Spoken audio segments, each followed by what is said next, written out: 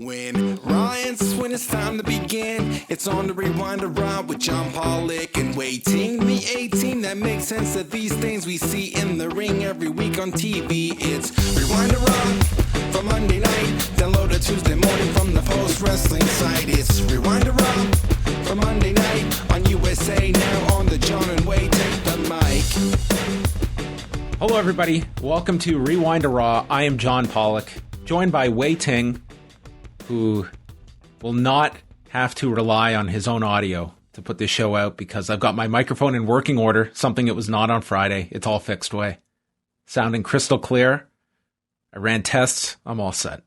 Oh, that's great. Awesome. Yeah. You should have listened to my feed after we finished SmackDown. It sounded it was awful. It was terrible. It would have sounded more clear if I was outside your window doing the show with you. Outside, right behind that plant, with the window shut and just yelling my thoughts from outside. Well, I'm glad you got it sorted. Honestly, like on our end and like, you know, capturing it from, I guess, my end, I couldn't really tell much of a difference. So the show sounded fine. I was actually more concerned because you were I could definitely tell you were a little distracted during the podcast. Although I thought I don't know how many other people could, you know, you maintain a professional composure. Even in the it was only an issue for 10 minutes. The rest of the show, that was just my general demeanor affecting things on your side. Right. But I'm all set to go. We have so much to talk about. This is like a sneaky week of so many shows that are coming up. So there's going to be a lot of stuff coming. We've got 2 New Japan shows on back-to-back nights, Wednesday and Thursday. Noah has one of their biggest cards in years on Friday at Budokan Hall. Then we have a UFC card, and then Sunday is TakeOver. Yeah, a lot. It's a lot of stuff. A lot of stuff coming up, and a lot of shows coming our way. I think we've got a lot of great stuff this week. I was looking at the schedule this week. It's very good, if I do say so myself. I'm not going to come on here on weeks where it doesn't look great and say, "Oh my God, you guys can take the week off," but I'm also not going to just throw flat compliments about our schedule if they're not deserving of such. And this week, it's a very good week of shows. It's a fantastic week. Absolutely. It's like we're running a restaurant, and every week we have like a changing menu. Most weeks, it's usually good quality. But this week, this is the week that you really want to make your reservations and make sure you. This is the banana cream pie week. Okay, There's some great dessert. We've got steak. We've got multiple 1,000-calorie desserts. Like it's all here. Steak and desserts, maybe a bit of poutine. No. I said it's going to be a great week. Oh, gee, okay. Coming up this week, just a few highlights to throw. We're going to have post shows after all of those events that we just mentioned. We're going to have myself and Wai dropping a show Thursday, which will cover the New Japan shows. That will be available for Cafe members.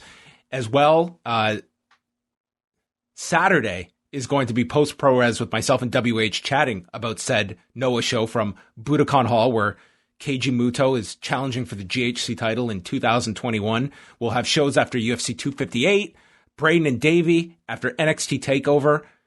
But the biggest of all, aside from the return of the Ask Away mailbag show on Tuesday, it's the show that is sweeping the nation, WandaVision.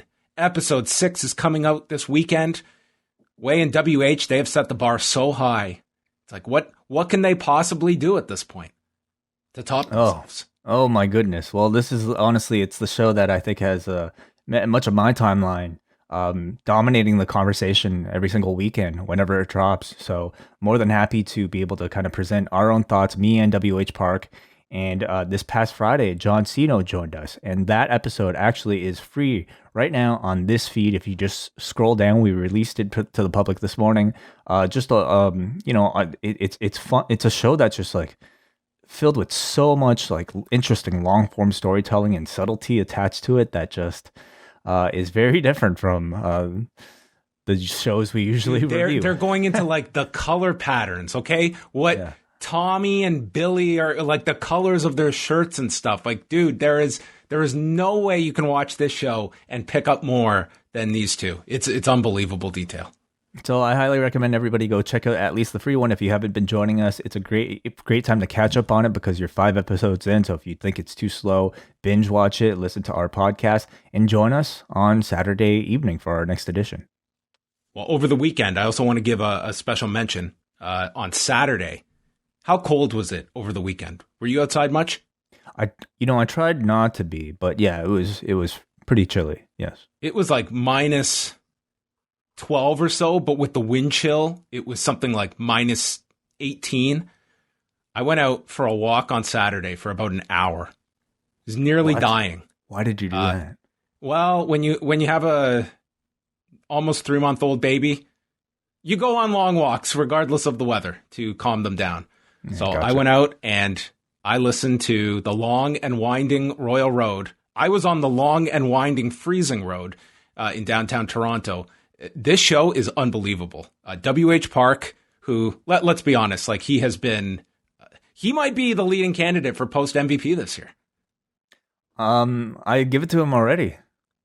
Kidding me? He's definitely the leading candidate. He's just having great matches with everybody. He is like the Kenny Omega of the post office.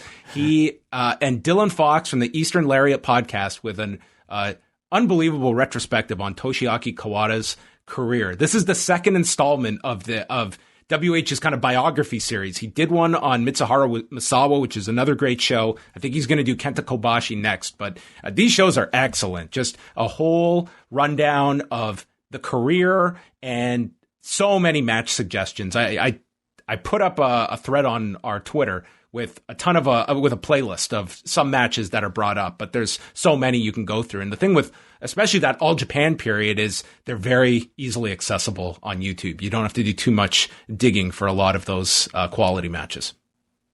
Just constantly high quality content from WH. So thank you very much for that. And that actually continues this weekend. Not only will he be doing an edition of Post Pro Res with you, he will have an exclusive interview with Matt Charlton from Shining Wizards Designs about his new book that'll also be released on Saturday as well in the free feed. So you can find all that on this Post Wrestling feed or at youtube.com/postwrestling.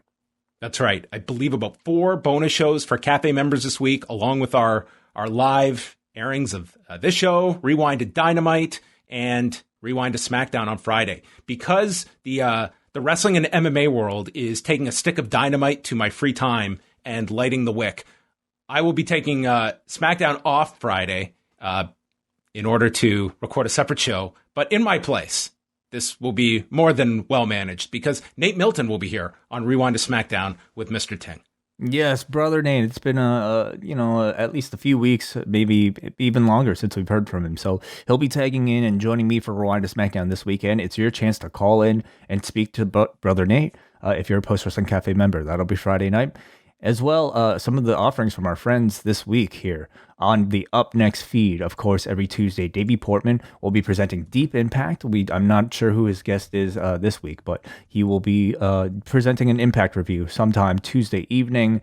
No Shot in the Dark this week from See No Evil. He's going through just some personal stuff, and of course, we wish our friend John Cena the very best. So no Shot in the Dark this week, but Up Next will be back on Wednesday night. They do their shows live on twitch.tv/upnext every Wednesday at 10:15 p.m. So you can choose to check those out. If you're a double patron of ours, you can choose to listen to Rwanda Dynamite. We go head to head, honestly, but there's enough time for everybody for you to digest everything. So there's that. And then our friends at the British Wrestling Experience will be dropping their latest podcast on Thursday on their feed. So, man, what a week here at Post Wrestling. And you know what? I didn't even mention the big one. Game night on the Discord. postwrestling.com/Discord. Phil Chair Talk is hosting another game night. It's been a while since we've done one of these, but it's a chance for everybody at the Discord to play a series of games. I believe what they are doing is, again, the Jackbox Party Pack. You ever play this, John? All the time. It's great. You don't need any sort of system to join. You simply bring it up on your browser or your phone, and you can join in. And Phil Chertok will be joined by Davey Portman, who will be Games Master himself. Davey Portman will be co-hosting the night with Phil. Appearances by Jordan Goodman, Eric Marcotte, and who knows who else from the post wrestling community. So check it out. It's all free at postwrestling.com/Discord. Discord, the place to be. It's a boom period inside of the Discord.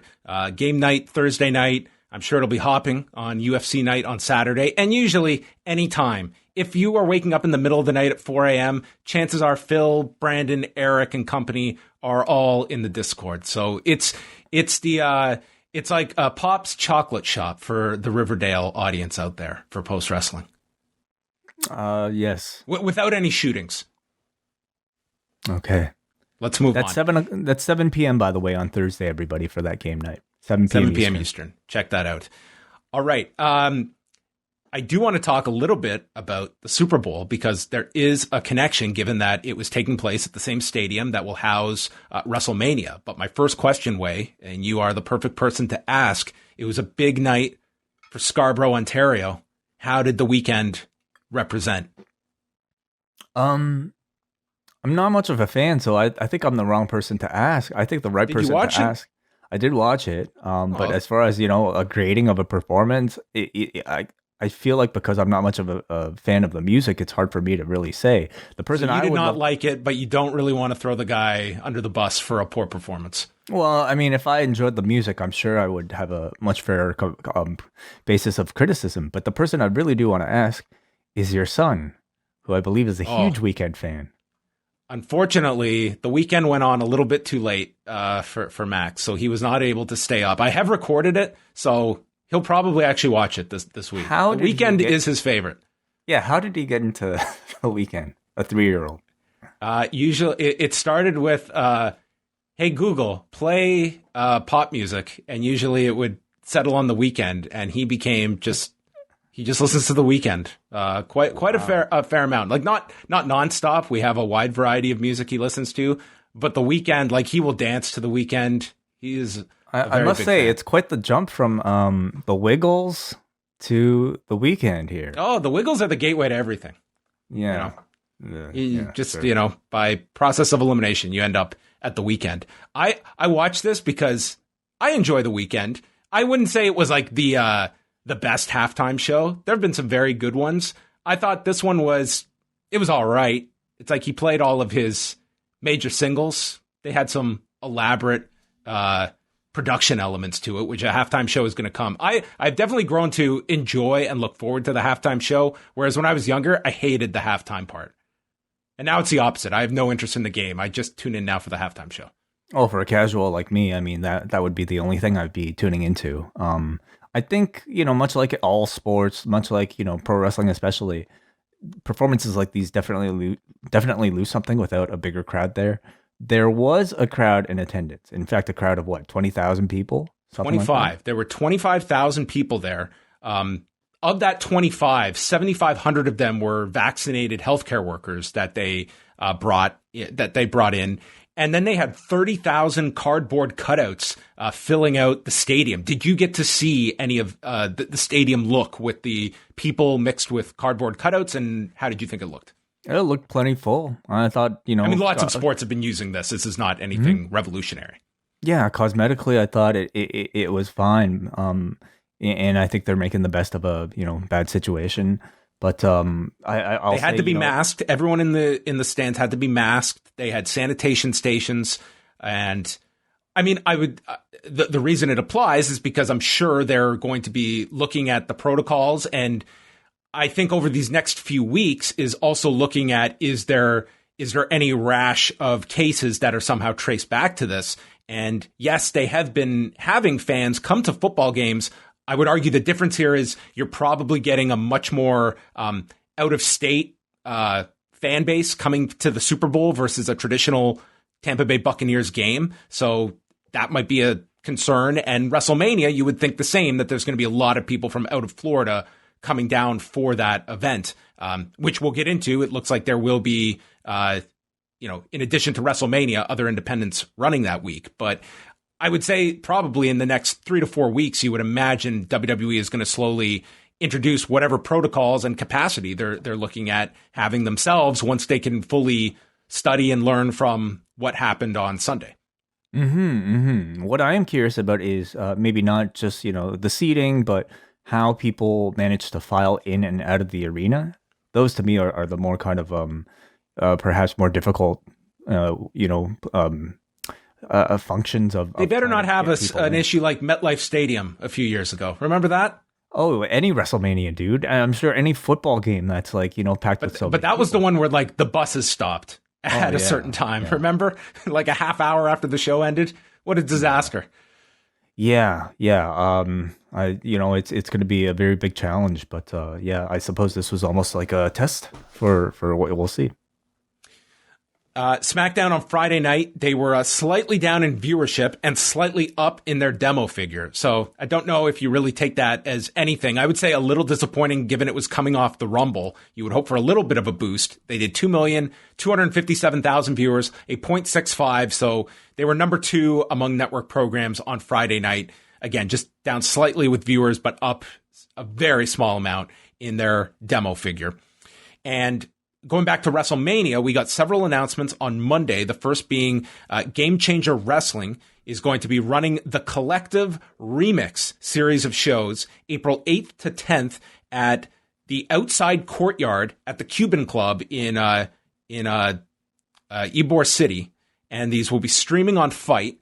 So as they noted, it will be outdoors and they're capping capacity at 20%, masks being required, and tickets will be sold using a staggered and socially distanced seating chart. COVID safety protocols will be strictly enforced on the grounds. And they've announced a bunch of shows, including your big ones like Spring Break, Bloodsport, For the Culture, Effie's Big Gay Brunch, Jimmy Lloyd's Degeneration F, a 2-day Acid Cup tournament, among others. There's going to be a bunch of shows here. While IWTV has also confirmed they are going to run shows in Tampa the same weekend. Showcase of the Independents. This will include Beyond Wrestling, ICW, No Holds Barred, Synergy Wrestling, Action Wrestling, many other independents that will be involved. I believe they're about a 15-minute drive apart from one another, these two setups that they have going. But the larger issue here, Wai, is doing these wrestling shows in Florida. I mean, on the one hand, I would like to know, is GCW and IWTV, are they going to require negative COVID tests like we just had for the Fight Forever 24-hour deal?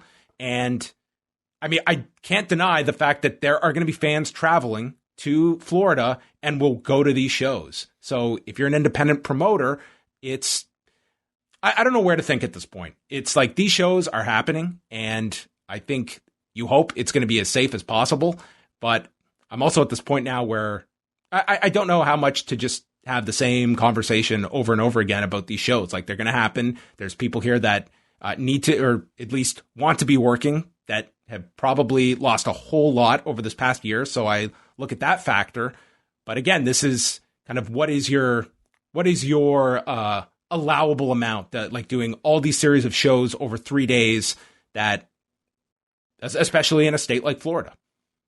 Yeah, we were kind of talking about this a bit on the pre-post show here in the Zoom chat, but I mean, my perspective, I mean, at this point, a year into this thing is going to be a little bit different than maybe what it was maybe a month into this thing. A month into this thing for people that, chose to continue to run in spite of, I think, what at that time felt like it was going to be at least just a few month long lockdown. I had a lot less sympathy for. A year in, if you're a really small company and you really kind of rely on, a weekend like this to stay in existence, to be able to operate your business, to be able to employ other people, I sympathize with them a lot more. And my only hope is that they take every precaution and they make it safe, and they, as safe as they can make it. Like, what's real, contact tracing, like testing all your performers, because that we know, like, we cannot expect that they're going to be doing like PCR testing each day. Like, that's not going to be in the budget. But I would say at the very least, performers that are taking part and staff at least getting a negative test ahead of time. That's not to say that, several days of sharing locker rooms and being on different shows together, going out afterwards.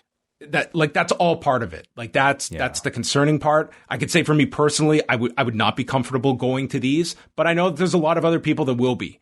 So that's sort of like you hope that they can take the most reasonable precautions. And I would say at least having those negative tests at the beginning, that's at least something.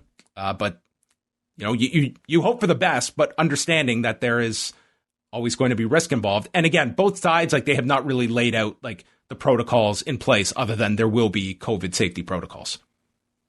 Yeah. Let's hope for the best. The last thing, Wai, this has been discussed several times on past Rewind-aways, is that one thing that really everyone has to thank that we have Wai Ting's presence on a weekly basis here is January 4th, 1999. That was the finger poke of doom that brought Wai Ting back as a wrestling fan.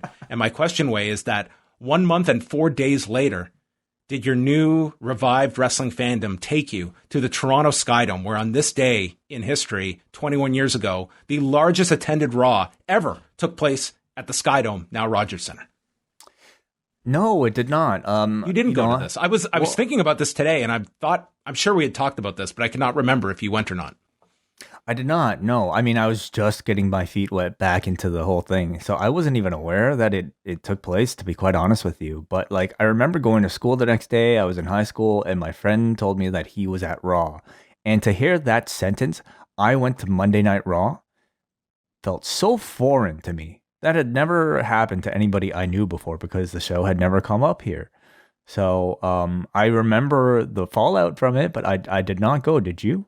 I did go to this event. I bought tickets from a scalper, and the tickets went on sale at the prior house show that they ran a few months before this.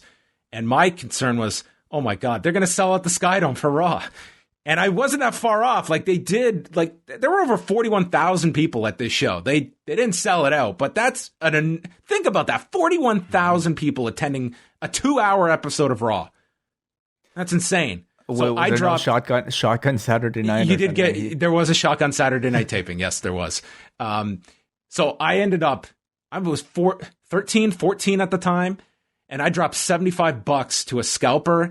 And it was like, I was glad I got this ticket, but me and my buddy bought tickets. But then afterwards, I was like, oh my God, $75. To me at the time, it's like, I felt like I dropped $1,000. That's what it felt like in my head. It's like, oh my God, how did I spend that much money on a pro wrestling ticket? $75. This show better be great. Not anymore for John. $75. Come on. You spend that on just rolling in it. Yeah. So anyway, yeah, I did go to this show. I was like right on the floor next to the ramp. And the memories that I have are, do you remember Russell Oliver, the Cash Man? Did all those spots? Yeah, of course. For whatever reason, he was at the Skydome, and he must have had something going on with WWF Canada. He's dressed in his like Superman suit, and he had done these spots on TV where he said, if you bring a Cashman sign to Raw, I'll give you money. The guy just wanted to see signs of himself.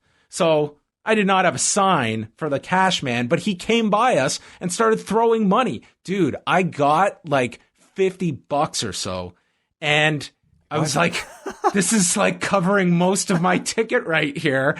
It was like just cash throwing. And I just fisted and grabbed it. Oh, that's nuts. And you didn't even have the sign. Wow. My friend who went with me got another $30, and his immediate concern, he was like, this has to be counterfeit money. I'm going to buy a shirt immediately. So he went and bought a shirt because I was like, dude, this is real money. It was legit money. And he just had stacks of cash he's just throwing out at people. He really is the Cash Man. Damn. He was the Cash Man. I remember that and the Brood entrance, which was hot as fuck. I couldn't imagine those guys doing that entrance at every single show because I was on the floor right at the ramp, and it felt like I was thrown onto a bonfire. That's how hot it felt. Some incredibly vivid memories of this event, John. Wow. I didn't know these stories. And being super hot from the Brood entrance. That's what comes to mind. Wow. So there you go. Amazing. That was on this date 21 years ago. I was more so just curious if you actually went to this show. Unfortunately not. I wish I did. I could have The got part some where you money. say, yeah, I got a scalper ticket and I was right on the floor in the corner and we were like maybe three people apart. I Watching wish I Scott D'Amore in a dark match. could. Oh, is that right? Who did he wrestle? Remember? I want to say Larry Destiny, maybe. Wow. Some Ontario independent legends. Well, tonight did not have 41,432 people for tonight's Raw. No. What a day in history. We go from 41,432 to 0. Well, unfortunately, but virtually though, are you counting those people? No, virtually. I mean, that doesn't really count. Did they pay for tickets? I guess not. No. So, okay, this Raw. They are in dire need of some assistance in building up challengers and baby faces. And we're going to have many, many examples on this show. We started off, I thought, on a pretty good note way, because we got this great opening video of these old photos and clips of Sheamus and Drew McIntyre. They've been best friends for 20 years. And it all came crashing down last week. Bro kick. By the end of this video, I thought to myself, you know what? It was rushed last week, but this is going to be like a good build for this pay-per-view coming up. They really set up this singles match, and this video was a great way to start the show, hyping up a match that they're not going to deliver. Not yet. Not yet. Yeah. No. I mean, I do believe that this is longer term build. I do feel like they will eventually get to the Sheamus Drew match, but not for the February show. Just, a quick note. They did have a Butch Reed graphic off the top. Yes, as they did on SmackDown. So they did have those mentions. But also, how do you know that Sheamus and Drew are friends? A photo with Noel Gallagher that the two took together. Do you notice? Well, this? they are kind of like the Gallagher brothers, I guess. They've had an awful split. Exactly, yes. And they'll probably get back together at some point. Adam Pearce is in the middle of the ring, and he brings out Shane McMahon. Shane is back, and they announced that Drew McIntyre is going to defend the WWE title at the Elimination Chamber in the Chamber on February 21st. All the opponents will be former WWE champions. Randy Orton, Jeff Hardy, AJ Styles, The Miz, and Sheamus. So we've got Randy Orton, who they beat last week with Edge. Jeff Hardy, who has lost, I feel, every week on TV up until he teamed with Carlito last week. AJ is justified. They had him on quite the run since he's been drafted over. The Miz, who has been the punching bag on this show, and Sheamus, the guy who we shot the big angle for after all of these months last week. And that's our lineup. No Bobby Lashley. Well, they want guys that can actually lose, I think. Seems like Lashley, that should be the slogan. That's the tagline for Elimination Chamber. 5 challengers, all whom we're comfortable beating.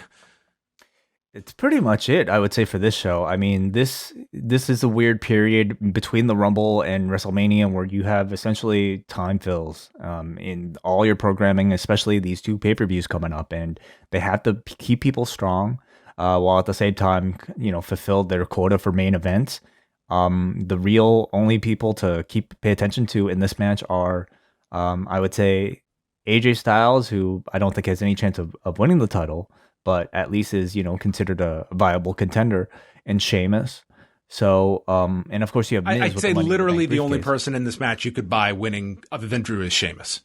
Sure, yeah. My feeling Which if Sheamus is winning the title, I don't know necessarily why we just didn't do the singles match, but I guess they feel we don't want to do the number 1 contenders match for this men's chamber, so they're doing this instead.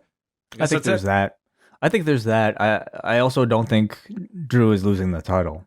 I think they just simply need an attractive main event, and the pay-per-view is called the Elimination Chamber, so they need a chamber match. I actually don't mind the booking at all. I think it gives time for Edge to make his decision. You kind of draw that out. It's an interesting. But why dynamic. do the turn then last week? Because that's a great question. They could have certainly delayed it. I think having Sheamus enter into the chamber as Drew's friend and then having him turn because of the chamber would have actually made for a far more interesting story. So, like, you could have had Drew retain, and that's the breaking point for Sheamus. And the next night on Raw, he loses. You could have a spot in the match where Drew, has to like eliminate Sheamus, or you could do any little thing in that match, and that's the breaking point. That's the motivation for Sheamus, where the audience buys why he would throw this friendship out the window, and then you go to the match, which they're clearly going to get to after this show. I don't know why they did the turn last week. Yeah, because this to me waters it down. Like, you just did the angle, and now you're putting them in this match, but it feels almost like the turn came before it needed to. Well, with the way these shows are structured and the way things changed last minute, who knows what the original plans were. But I don't think it ruins the feud. I think you can go into this with the primary focus being on Sheamus and Drew as opponents. You can somehow heat that thing up and then build to a main event title match for the March pay-per-view. To me, that seems to be the scenario here. And of course, you also have The Miz with the briefcase. So that kind of plays an interesting little kind of wrinkle into this. Even if he gets eliminated, there's a chance he might still be able to cash in towards the end of the chamber match. So who knows? What do you think of the use of Shane here? Why do you think he had to come out? I will get to that. I think that okay, so afterwards, AJ comes out to compliment Pierce, even though he always thought he was a bit of a dumbass, and then he kicks him out, and we go to break, and when we come back, Shane is leaving, and he runs into Drew McIntyre, and Drew said, I would have appreciated a heads up. And I thought I'd be facing Sheamus at the pay-per-view. Shane says, we needed something big. What? Can't you prove you're the best? And Shane took off. And you're right. There was absolutely no need for Shane on this show. Pierce easily could have made the announcement, but Shane was used for this involvement with Drew. So, I think you have to read into Shane being involved in clearly here for a reason beyond just announcing the names that they did not need him for. Like, I thought like they were actually planting a seed here with Shane and Drew. That's what you had to take from that, couldn't you? Because there's no other reason he would have been on the show. Well, yeah, because they did not do the scene afterwards between Sheamus and Shane, which almost feels like it may be a bit more of a natural rivalry between a babyface and a heel. Instead, it's Drew and Shane who have the interaction here. So, it's not going to happen at Mania. Could this be the match for the March pay-per-view? Shane and Drew? Knowing Shane, though, I think he'll probably save himself, or they'll save him for WrestleMania for one of the nights. It is a 2-night event. I have no insight into this, but the idea of Shane wrestling in a big match at WrestleMania, you have to expect that. Mm-hmm. I would say. So that was our setup for everything tonight. And then later tonight, Drew taking on Randy Orton in a non-title match. AJ and Jeff Hardy. Jeff Hardy knocks down AJ. And then Jeff starts chanting, Hardy, Hardy. You are not allowed to start a chant for yourself. Especially in front of a virtual crowd. How does that work? Play the Hardy in this empty stadium. Play the Hardy sound effect. Pollock. Tonight, Edge's WrestleMania update. Stay tuned. And my question was, what if tonight Edge came out and announced he was, like, if this were real, and he came out and said, I'm choosing Roman Reigns after Friday. You've booked this chamber match. You've really kind of jumped the gun, have you not? Well, they'll have to come up with a way to determine a number one contender somehow. Oh, if only we had such a match in 2 weeks that traditionally would settle such a dispute. Hardy leaps out of the corner and injures his left knee that's been bothering him for about a year now. He gets chop blocked on the floor. Then AJ rolls to the calf crusher. Hardy gets out. He is Irish whipped. The leg gives out. Styles Clash gets countered with a twist of fate, and then Jeff Hardy on his one leg crawls to the top, misses a swanton, back to the calf crusher, and Hardy has to tap out. 14 minutes and 33 seconds. This one went primarily focused around the knee of Hardy and setting up the calf crusher and handing Jeff Hardy his latest singles loss on his road to having an opportunity at the WWE Championship. I mean, the saving grace is that he did lose to somebody else who is in the match. So at least you have somebody. To me, it just kind of reestablishes the status quo. I mean, Jeff is firmly at this point a mid-carder, maybe an upper mid-carder. AJ is definitely at least more of a at least mid-tier main eventer, so nothing really kind of changes in the rankings here. Overall, it was like a fine, lengthy, clean match without any shenanigans from Omos. So it was fine. They recapped Lashley destroying Riddle last week, and I don't know. To me, Lashley all over the show, it just screams at you, the viewer. Like, this makes no sense that this guy who has been the dominant force on Raw was not figured into this. But because he was not a WWE champion, that doesn't do anything for you. I mean, I guess I've learned not to ask questions like that because I understand like the matchmaking on the show is not based on rankings. It's based on who they can beat en route to a bigger event in the future and who they can't beat. And clearly Lashley is somebody that they're protecting. Riddle walks up to his opponent tonight, Keith Lee, who has returned, and Riddle's got a black eye. But he went home, and he says laughter is the best medicine, so Riddle binge-watched all the Air Buds. Lee asks, is it smart for you to continue going for the United States title? Riddle explains how people thought it was impossible for a dog to play basketball, and yet Bud did it. This is a real promo that I am not adding any dialogue to. Lee suggests that someone new go after Lashley, and he knows he can beat Riddle tonight. And then Riddle, in his head, probably thought, you know what, you probably can beat me. That will not stop me, though, from still earning a title shot. And thus, our match was set for later tonight with Riddle and the returning Keith Lee. Air Bud was our pop culture reference tonight, Way. Yeah, I don't know if this is as much pop culture reference as it was like just something to make Riddle like look like an idiot. This was an interesting segment. You know, on the one hand, I thought they kind of made Keith Lee look like a heel here, in that he's not at all sympathetic for his friend who has been getting beaten up repeatedly week after week now. Instead, he kind of made fun of his friend and then goes on to challenge him for a match. So it seemed a little out of character, I have to say, for Keith Lee. But I thought the other interesting note here was that they seem to be continuing to suggest that Riddle is not just, at this point, an idiot. I mean, if you remember last week, he lost to Lashley in seconds and then just kind of came to, not realizing where he was. So now he's not just an idiot, but he's like a punch-drunk idiot who seems to be suffering from some sort of permanent brain damage. So, well, he just watched all the Air Bud movies.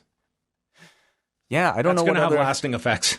Like it's kind of gone from the point of them trying to make Riddle look like, you know, cool surfer dude to just like he's just dumb now.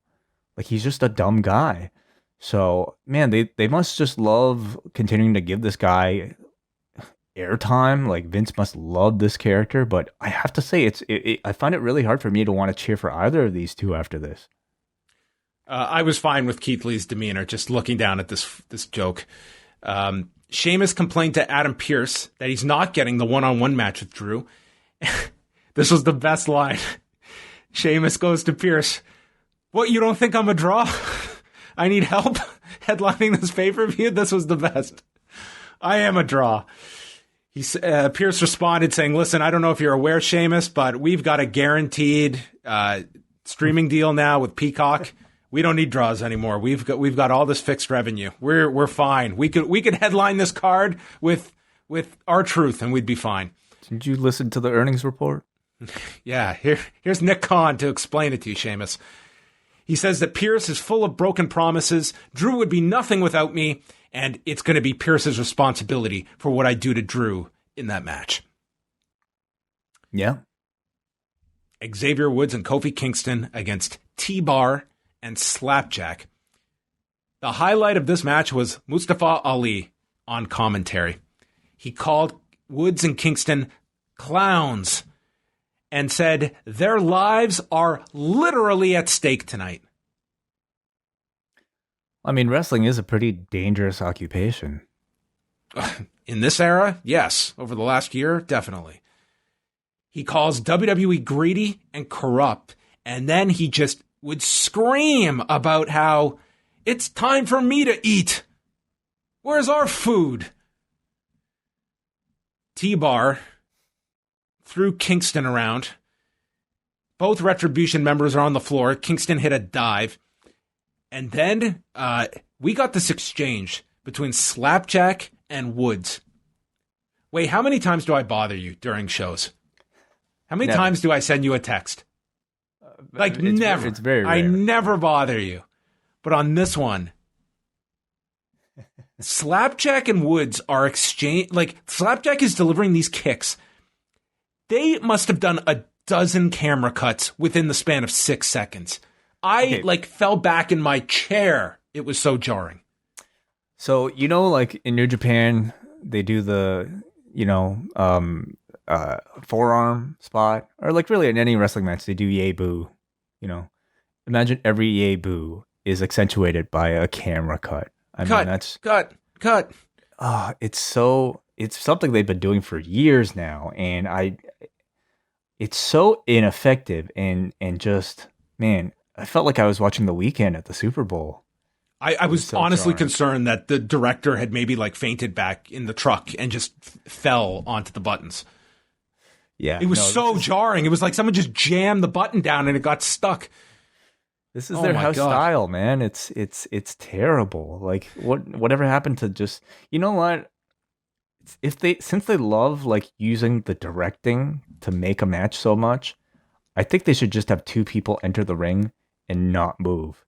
And you could have Kevin Dunn or whoever tell the entire story of the match through camera work. Oh, Wouldn't that be novel? I would have loved to have seen WWE's production shoot the Go Shiozaki Kazuki Fujita match. Oh, it'd be amazing. It'd be a 5-star classic, I bet.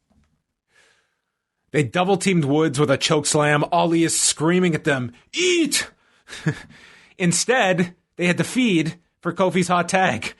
They hit the daybreak on Slapjack and won the match in 10:35. You had the juxtaposition of Ali, who is screaming mad, while Woods and Kingston are just laughing, and Woods is yelling, "Give me reckoning! I want reckoning!" And then Ali starts yelling at Retribution. This is the silliest feud, but Ali is amusing in this role. He's amusing from cartoon villain type of sense, like a Elmer Fudd, type of villain type of sense.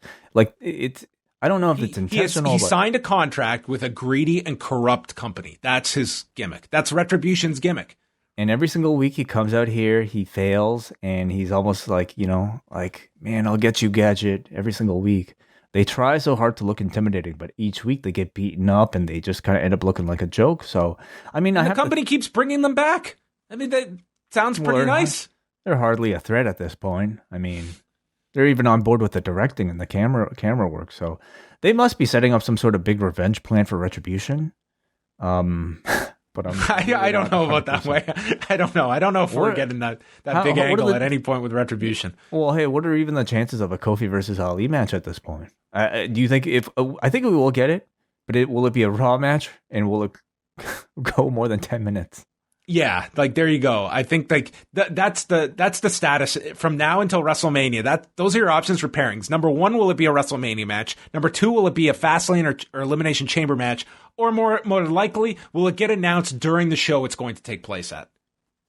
Yes. I could totally see next week, hour 1, lower third, Kofi versus Ali later tonight. Hour 1, it could be one of those things where they just somebody interferes and then you come back from break and it's the match. Ding, ding, ding. Damian Priest is hanging out with Bad Bunny backstage, who sold an ungodly amount of merchandise.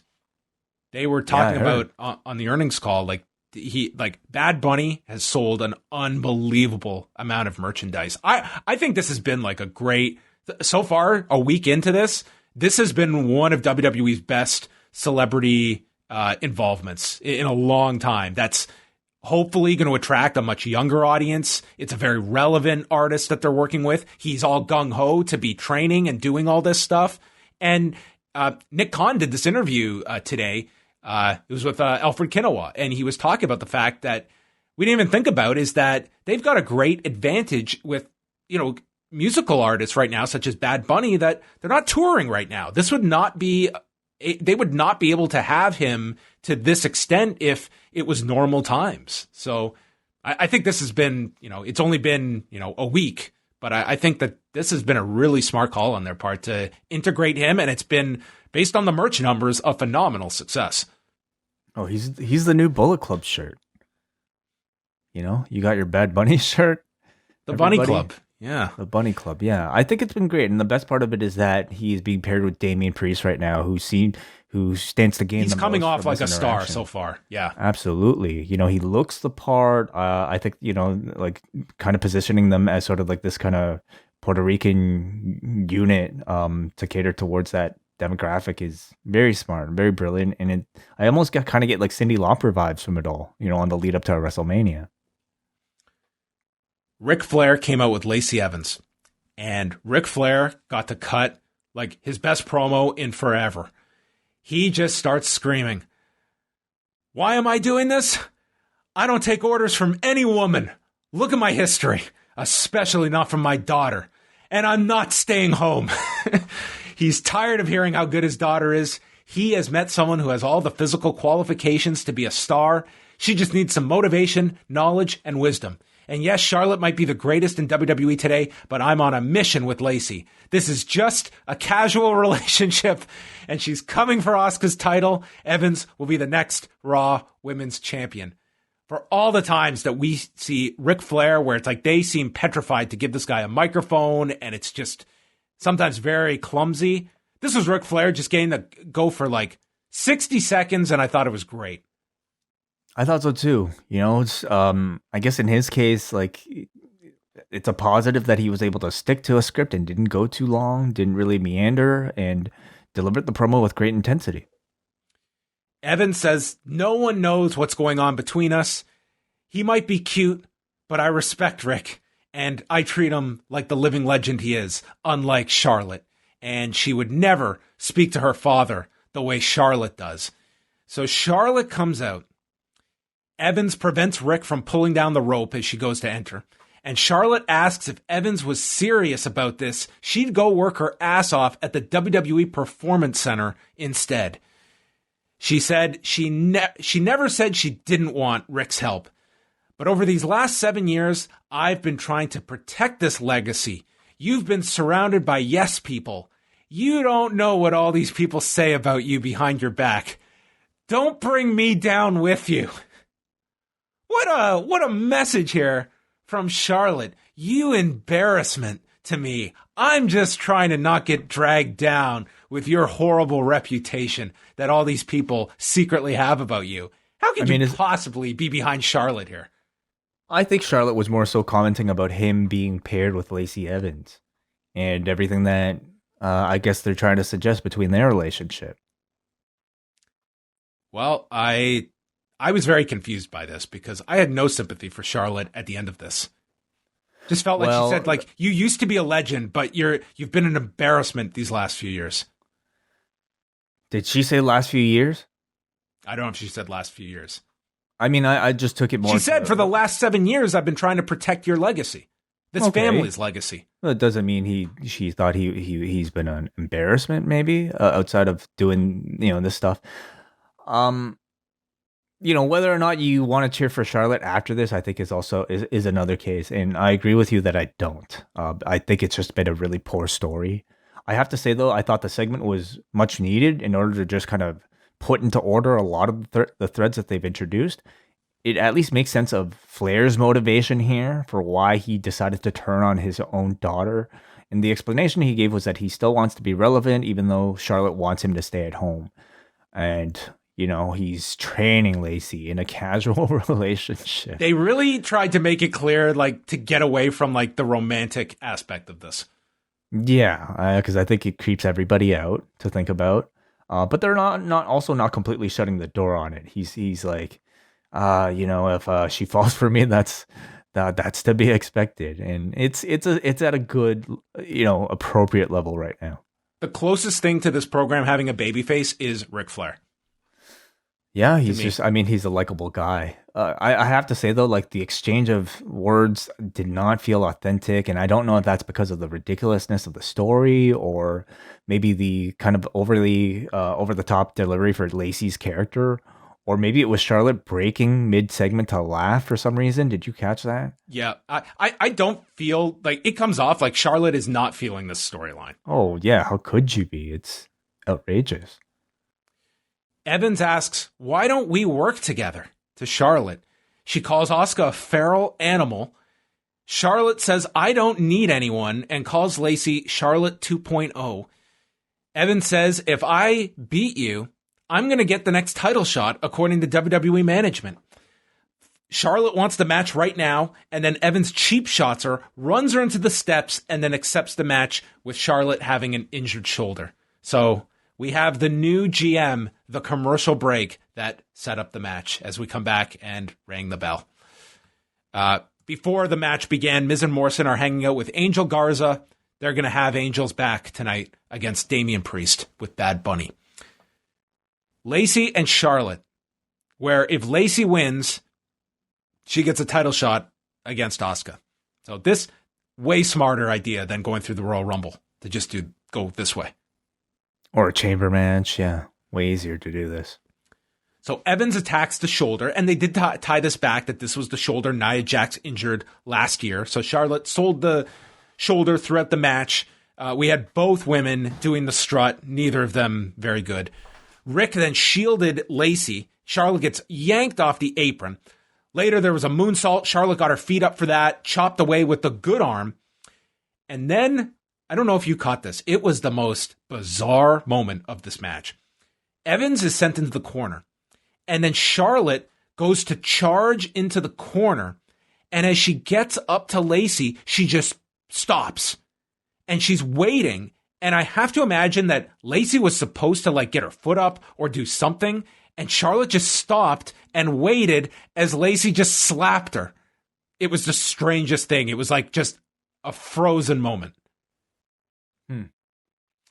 Rick is distracted. The arm gets snapped by Charlotte, or Charlotte's arm gets snapped. She fights back, a spear, and then Lacey goes for a figure four. It's stopped. Charlotte yells at her father, "You want to humiliate me? Do it on your own time." It's like I was waiting for Rick to look at his watch and say, "Yeah, that's kind of what I'm doing. This is on my time. I am choosing to fly here every week and fuck with you." Charlotte attacks and then just snaps, shoves the referee away, and she is disqualified. Rick gets into Charlotte's face, and then he tends to Lacey, and this opens the door for Lacey Evans to get her title match at the pay-per-view. What a brutal setup for this match. Oh, yeah. I thought it was a really bad way of setting up your next challenger. There's no chance that I can... you talk about like the lack of viable contenders in the Elimination Chamber match. I think they all have a better chance than how you would perceive Lacey Evans after this. She's got no credibility at all. She's, to my knowledge, not had any strong wins. And here, it wasn't even Ric Flair that caused the victory. It was because Charlotte snapped and got DQ'd. So, man, it continues to be a story that I think is making me check out for all the matches. And as a title program, it's going to be one of Asuka's coldest pay-per-view matches, I think, in quite a while. Yeah, I didn't think this match was all that good at all. The highlight of the segment was Rick at the beginning. And yeah, just a brutal setup for this pay-per-view match. They had a Black History Month video profiling Rosa Parks. And then Edge came out. He's come all the way back. He has a massive decision to make and said, "Last week I came face-to-face with all three champions, and I came very close to deciding who I would face. But now Drew is defending his title against 5 former champions, and I don't know who will leave the chamber as champion. And I like my odds against all of them, but I don't like Drew's odds leaving as champion. So I'm going to wait until after Elimination Chamber to decide." He's interrupted by The Miz, Morrison, and Angel Garza. And Miz says that even if Edge happens to win the title at WrestleMania, I'm going to be there with the briefcase and leave as champion. Edge says, "You goddamn idiot. I put this briefcase on the map, and now you've just mapped out your game plan to me? I think at a different level than you, simpleton. You're content being awesome. I'm not. That was me 20 years ago. You don't need to be champion like me. So get the hell out of my face. Dude, Edge just a wonderful promo here, cutting down this total geek.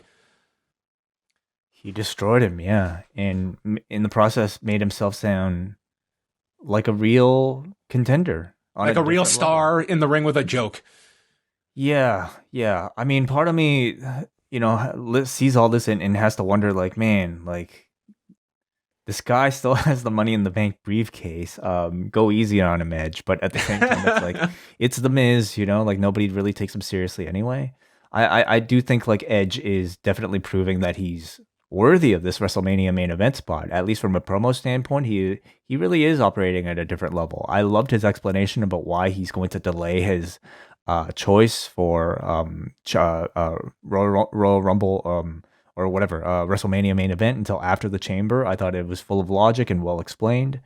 I continue to look forward to him speaking every week. This was probably the last show you could tease the decision without giving it. They kind of went hard on that last week, and then tonight it was okay. At least we have a time frame now.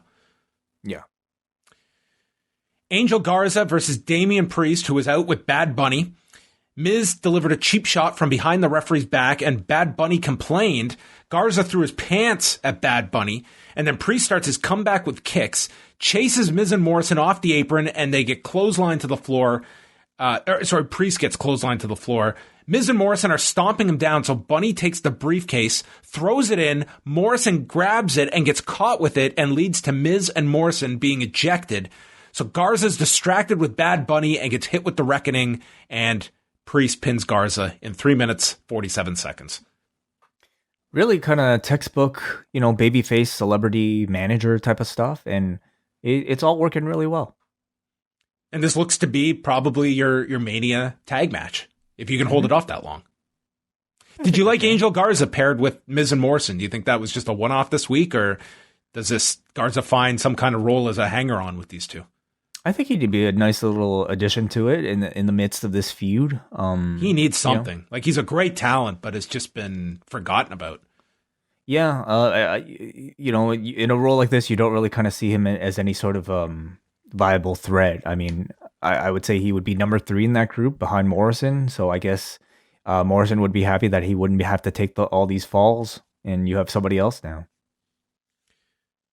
At least he's doing a bit better than his ex-tag partner. Who's, never not been seen for quite a while. Or his manager. Well, yes, yeah. Both whose 90 days are coming up. That's true, yeah. And Andrade, I guess it's until they come up with an idea for him. Charlie's with Drew McIntyre. Says Sheamus should have just asked for the shot. He's got to focus on Randy Orton. He's got a bullseye on his back. He goes over all the challenges he's facing, but he's not going to crack under pressure. And he's going to rip Orton's damn face off. Which, I mean, kind of, Alexa beat him to the punch on that one. He's got great face recovery powers, though. Yeah, not going to do a whole lot to him. This is where they announce Asuka and Lacey Evans. I laughed out loud when I saw this. This was how Lacey gets the title match, but believe me, they would outdo themselves. Charlie interviewed Bianca Belair. She said the smartest does not reveal her cards right away. Might be Sasha, might be Asuka, maybe even Lacey Evans. Asuka appears, congratulates her on winning the Rumble, but that doesn't mean she's ready for Asuka. Belair says, I am ready, but Evans isn't. And Asuka might be seeing more of her on Raw. So, at the moment, I don't know if we'll be getting an Elimination Chamber match to determine a number 1 contender on either side. Do you think we may get a Chamber match with Sasha defending her title? I guess it's certainly possible after tonight that if they're not going to set up the challengers, then it's... I've never liked the champion defending it. I feel it's so clumsy to go from we're building up to these big contenders, or the male and female contenders, and then we're just going to give 10 people title shots 2 months out. But that kind of feels where they're going with this, because I don't feel like they're going to have Bianca announce her decision either till after Mania. Yeah, you're probably right. We're probably going to get Sasha defending. Yeah, the turnaround time is, quite short. And again, they do have that March pay-per-view to maybe firmly set everything in place. But that's only 3 weeks out from Mania, which, again, it really doesn't matter at this point. It's not like you're trying to sell people on a pay-per-view. It's much different. You can finalize the Mania card 3 weeks out, and it is what it is. Like, you can do that. And you want to make Fastlane a really big show, given it's the first one on Peacock. So that's where a lot will probably be set up. Riddle and Keith Lee, MVP's on commentary. He says Keith Lee is a kaiju, but Bobby is the king of the kaijus. I think they're in the wrong promotion. Yeah, I was like, man, they're setting up for a big battle at a future date. So Riddle goes for a flying armbar. Lee just deadlifts him. It's just Lee overpowering him. He hits the Grizzly Magnum. The Spirit Bomb gets avoided. And then a flying knee off the turnbuckle drops Keith Lee for a 1 count. Hits him with a PK, floating bro, final flash gets blocked, and then into a Spirit Bomb attempt. Riddle transitions to a triangle, but there's a buckle bomb to escape that. Finally, Riddle goes for the final flash, runs at Keith Lee, is hoisted in the air for the Spirit Bomb. Lee hits it and pins Matt Riddle in 7:53. And you're left, okay, Keith Lee's going to challenge Bobby Lashley. Lee and Riddle shake hands, and then Lashley attacks Keith Lee, hits him with a choke slam, puts the Hurt Lock on Matt Riddle, because God knows we've got to remind you about the hierarchy here in this program. And then he kills Keith Lee with a lariat onto the floor. So I left this segment thinking, okay, well, Riddle was collateral damage, and we're going to get Lashley and Keith Lee. At least you gave a big win to your number one contender, Keith Lee. No, this will be a 3-way. So Matt Riddle has backdoored himself into a title shot. It's like, why is this so hard? Man, I have no idea. It's like, come up with the match for the pay-per-view and then give me like the worst reason I'd want to see this match. Like, what's the least compelling way to build up these challengers? I really don't understand. Like, why go with this finish if you're just going to put Matt Riddle, who lost to Bobby Lashley in seconds and then lost to Keith Lee here pretty cleanly. I don't understand why you wouldn't do a more disputed finish tonight, and I certainly don't understand why you would have Riddle lose so quickly in such dominant fashion to Lashley last week. So, I was gonna say I thought they've done a tremendous job with Lashley as of late. You know, he just comes out, destroys his opponents, then leaves. But the other part of this match really kind of throws things off. Well, let's go back to the poster way and the tagline for Elimination Chamber.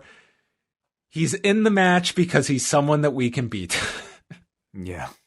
I guess you're right. It's exactly the reason. Come on, Wai. It's your booking philosophy here. Like, that's obviously how you made this match. That's one thing. At least give me some justification about why the guy is in there. Nothing.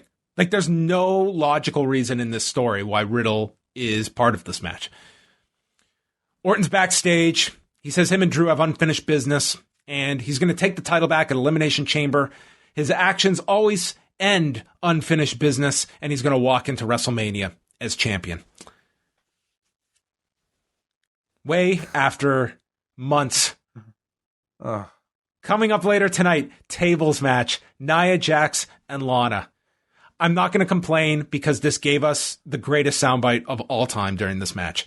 See, but like they didn't even bother to put this in the preview. Not even a tweet earlier today. Dude, they did a quick recap of 9 weeks of table spots of Nia putting Lana in. 9 weeks, dude.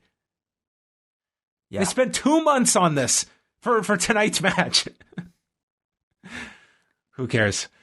Baszler and Naomi are out in corners. Lana's looking nervous. And then Jax just starts destroying her. She's lifting up Lana for power bombs, one after the other. Stretch muffler just ramming Lana around into the turnbuckle. Lana starts fighting back with kicks, and she's begging Jax for mercy. She's almost in tears, and then catches Jax in a head scissors, puts her onto the apron, and Lana's delivering more kicks and tries to loosen Nia's grip on the rope, but Lana ends up flattened on the edge of the apron, Jax goes for a leg drop on the edge and misses. So Nia screams, "Ah! My butt! Ah! My hole!" I've just given Brandon from New Jersey ammunition that is going to haunt me. Just so stupid, it was great. And then with Nia selling her hole on the floor, Lana shoved her into a table that was upright against a barricade, and Nia crashed through in 4 minutes and 44 seconds. Just the dumbest stuff. Yeah. My hole. Oh, man. This was the dumbest match. Has it turned the corner for you, John? Are you able to enjoy this now from a so bad it's good standpoint? Maybe. There was some so bad it's good qualities of this. Man. You know, the timing of all of this felt really wrong and suggests that whatever this Asuka Charlotte title reign wasn't supposed to happen. Yeah, they're Jackson Baszler are the tag champions. I didn't even remember. Yeah. That's what the whole thing is built up for, right? Oh God. So it's really strange that they would go through all that for Lana, only to not do the tables match at the TLC pay-per-view, or it would have perfectly fit. And instead, they just seemed to. We had an interlude with Asuka and Charlotte with the belts, and now they're just picking things right back up. Except now it's Naomi in Asuka's role. It's really strange, and I have to say, incredibly sloppy. Certainly, like whatever they built up with Lana and Nia has really cooled off at this point. But they are trying to heat it back up. We went to a break. Baszler attacked Lana, and Naomi fought her off. We come back. Snap of the fingers, we've got an impromptu match between Naomi and Shayna Baszler. Baszler stomped the left elbow, so Naomi is selling the arm, goes for a wheelbarrow, caught with the Kirifuda clutch, but Naomi reaches the rope. Baszler goes to attack Lana further on the floor, and as she returns to the ring, gets caught with an inside cradle, and Naomi pins her. I will say this, to at least be consistent. At least the challengers did win the matches going into their eventual title match. I'll give them that. That they did, yes. And some memorable matches, or at least a memorable soundbite. It's a video on the chamber match. Then I was just dumbfounded that we've got this three-way at Elimination Chamber with the United States title being defended. Main event, Drew McIntyre and Randy Orton, non-title match. They teased the RKO and Claymore early. Sheamus ran out to his theme music, and this distracted Drew because, of course, music. And Randy attacks, rams Drew into the post for our third shoulder injury of the show. Drew fights back, takes a superplex from Randy, and then Randy hits the draping DDT, sets up for the RKO, but gets blocked, and Drew hits the Future Shock DDT. Then Sheamus gets into the ring, goes for a brogue kick, but Drew has eyes in the back of his head, sidesteps, and Doofus hits Randy with the brogue kick. DQ is called, which I thought would mean Randy should, by all reasonable logic, now get a title shot because we had a DQ finish. Drew He then is getting hits a title shot.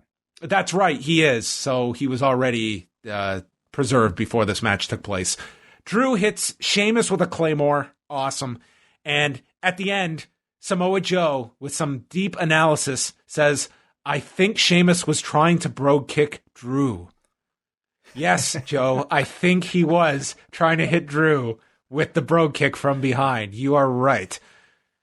And the show ended. I'm sorry. I thought Raw was a booking atrocity tonight. It was awful. It was pretty awful. I mean, the moves within the body of this match were absolutely fine, but this match overall just had a feeling of nothingness attached to it. It's you know what's the worst with the Randy matches is that I felt the same way in this match, is that, number one, forget not getting a clean finish. That's a given. But number two, it's like I was ready, like we're going to get Fiend stuff in this match, which we actually didn't get. But that's now what I think of in a high-stakes Randy Orton match, is that you're just waiting for that run-in from the Fiend. Although here, we did not get it. Save that for the chamber.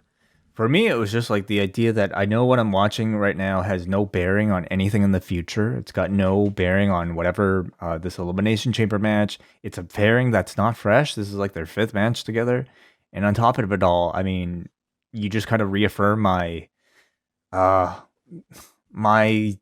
I think my habit now, training me to not care about these Raw main events because I know there's a very high chance you won't give me any sort of proper finish to close the show. I thought overall, like the booking on the show felt really just like an excuse to fill your 3 hours, and you come out of it feeling like my time was not well spent at all if I decided to commit my evening to it. So this was not a good Raw. Not at all. I thought the booking was really poor on this show.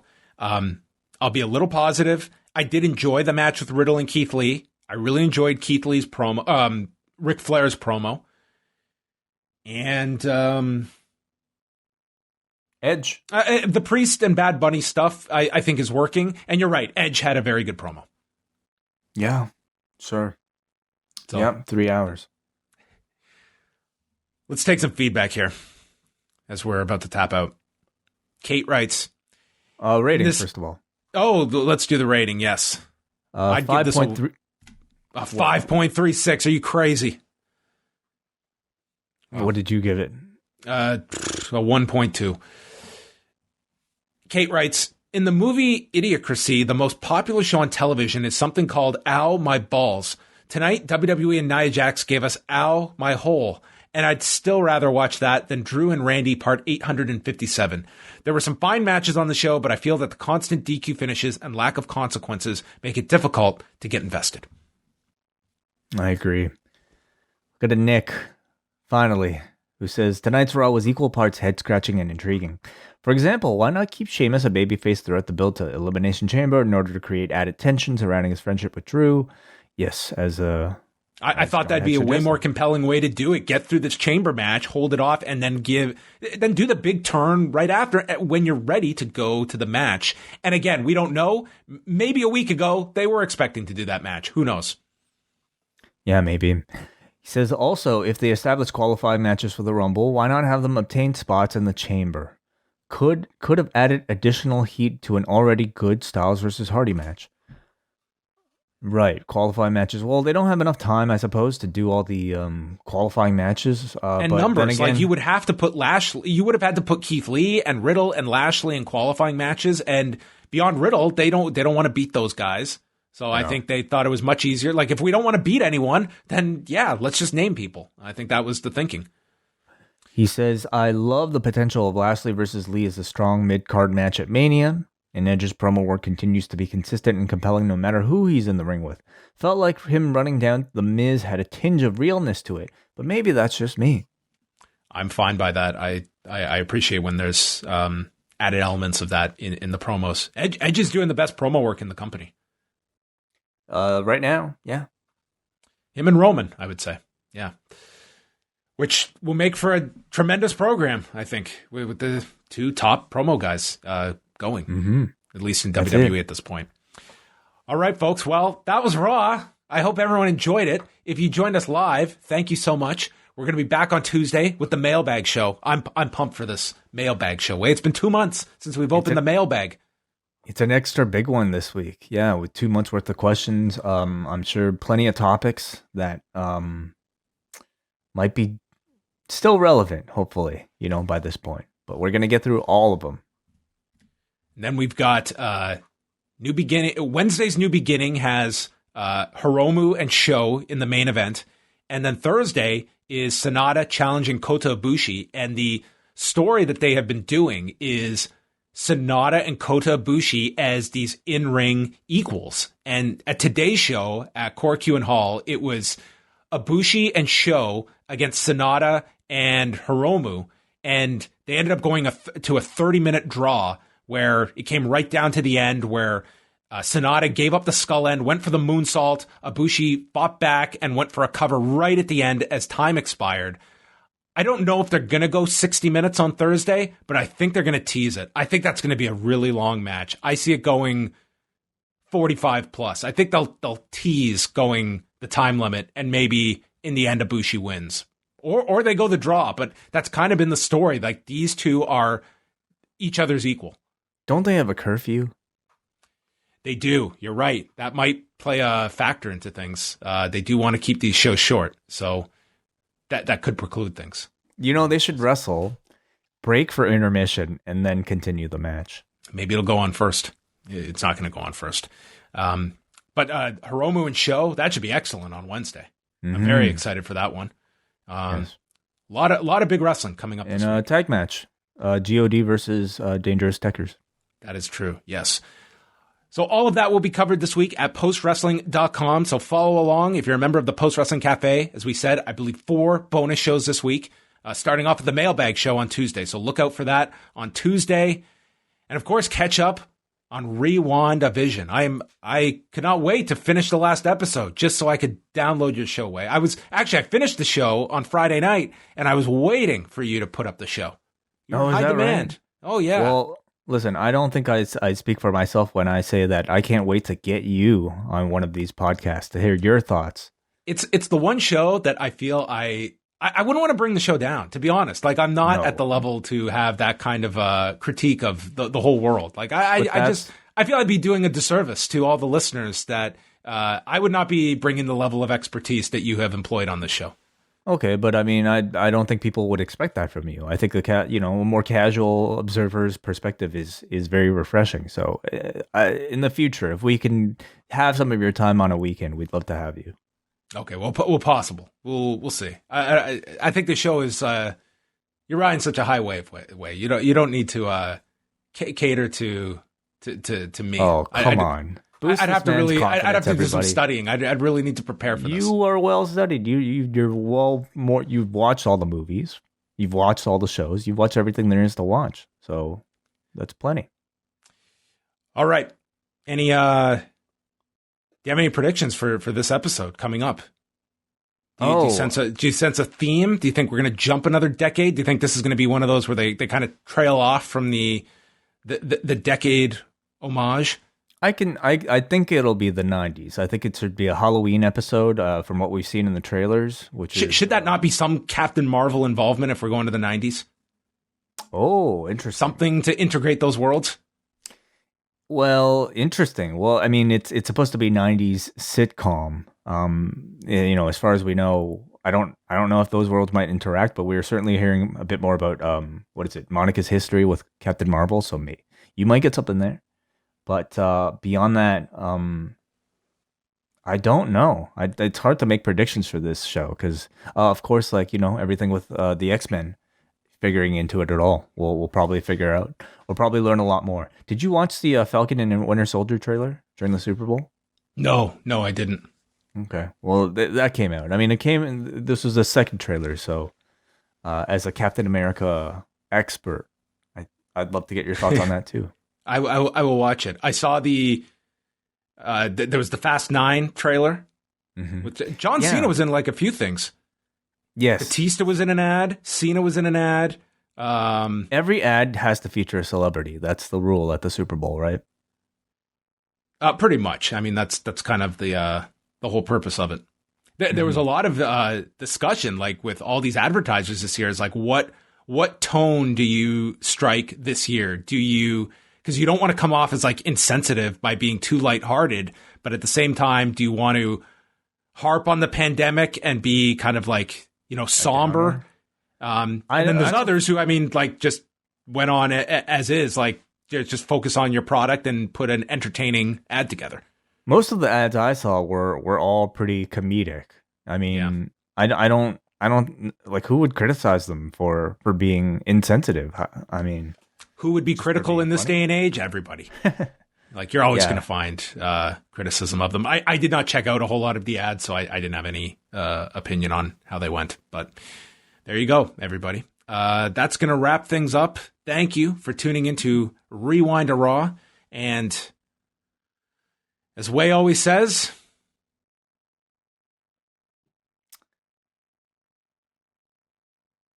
poutine.